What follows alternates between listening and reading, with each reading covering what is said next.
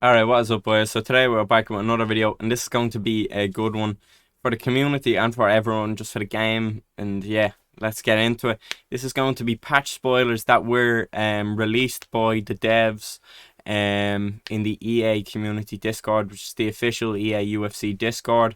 And yeah, they released early patch spoilers, so just not all of the things obviously that are going to be in the upcoming patch, which may be Thursday, or what I believe most likely next Thursday, as that's kind of when they done it last time as well. They ended the season on a Thursday, which is in UFC 4 when they released patches on Thursdays.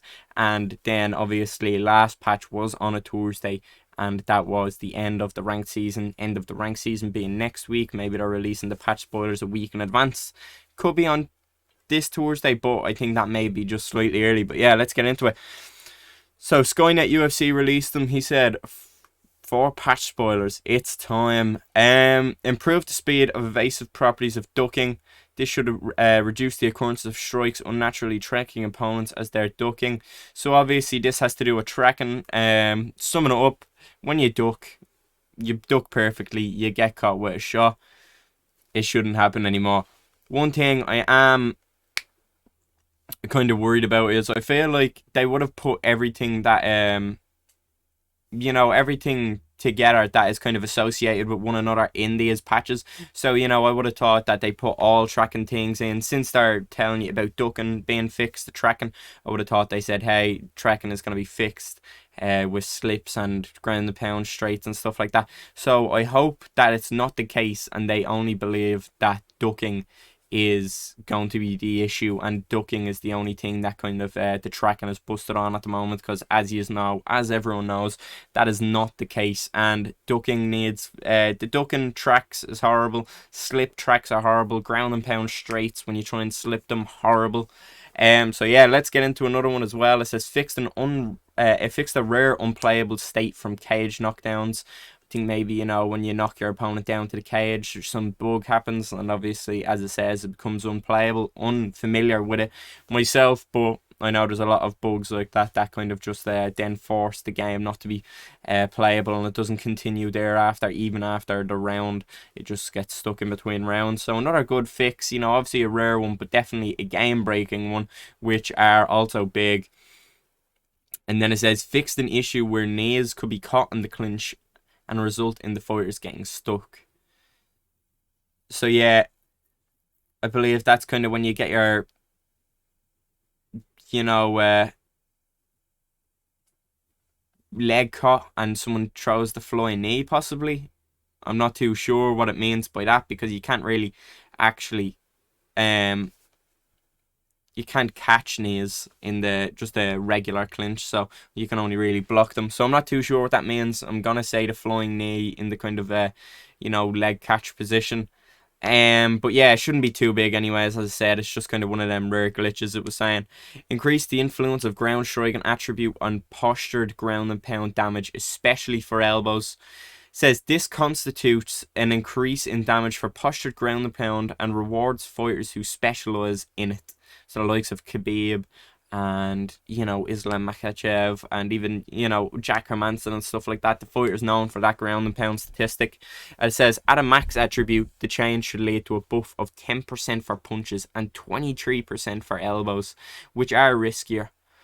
Time to smash. So yeah, ground and pound has been buffed. I don't know how I feel about this too much. I think that ground and pound is pretty good already. I feel like it's hard to survive, full guard at the moment. And I think it's also a guessing game, so I feel like they shouldn't maybe be buffing it. I think elbows are good enough, to be honest. They can get the finish where a straight or a hook wouldn't get the finish. Obviously, they are risky, but I don't know. We'll have to see, obviously. Let me know what you think in the comments as far as how you feel about this ground and pound buff. And yeah, let's get into the next one. So it says remove the negative effect of negative, or remove the effect of negative grapple advantage in the ground game. So I believe what this is, I actually had to get this explained to myself recently, and I feel like a lot of you won't understand it as well. So I believe this is, do you know when your opponent or yourself has high grapple advantage, and therefore it makes your opponent's transitions slower as well as it makes yours faster. I believe this is it, so correct me if I'm wrong, but I think I am right.